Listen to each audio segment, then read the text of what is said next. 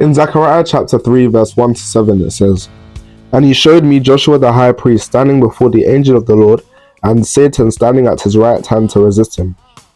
And the Lord said unto Satan, The Lord rebuke thee, O Satan, even the Lord that had chosen Jerusalem rebuke thee.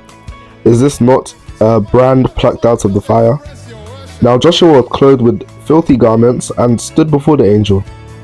And he answered and spake unto those that stood before him, saying, Take away the filthy garments.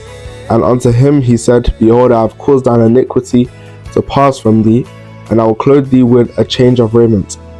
And I said, Let them set a fair mitre upon his head. So they set a fair mitre upon his head, and clothed him with garments. And the angel of the Lord stood by.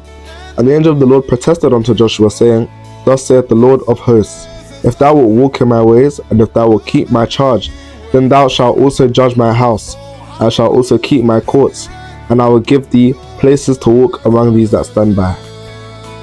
Joshua was a chosen priest, and when he appeared before the Lord, one thing we can learn from this also, aside the point I'm going to make, is that in the presence of the Lord, all things lay bare, and therefore there's nothing that you can hide from the presence of God. In the presence of God, all of your secrets are revealed. There's nothing you can hide from him.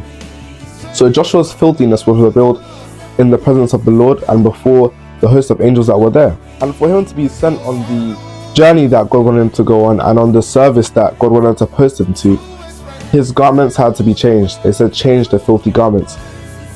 This will give you a suggestion that for you to work as a servant of the Lord, holiness is required. You must be holy. This will also show you why Jesus wants to present the church to himself, his bride, without spot or wrinkle, because God really takes pride in his image, in his body, in how he's represented to the earth. He takes very much pride in it, and that's why he wants to adorn us with his glory in the end time church, because he wants to show himself to the earth through us. He can't reveal himself to the earth by himself. He needs a body, and that is why he has ordained us, the church, to reveal his glory to the world. And so it's a matter that God takes very seriously. But holiness, as a great man of God says, is the back end of glory. So if you are not holy, you can't have access to the glory of God. And therefore, with the absence of holiness, you cannot be a true servant of the Almighty. Which is why God takes very much seriously this matter of holiness. And when there is a lapse of that holiness in his house, judgment comes quickly, because then the world will now see that as God's image.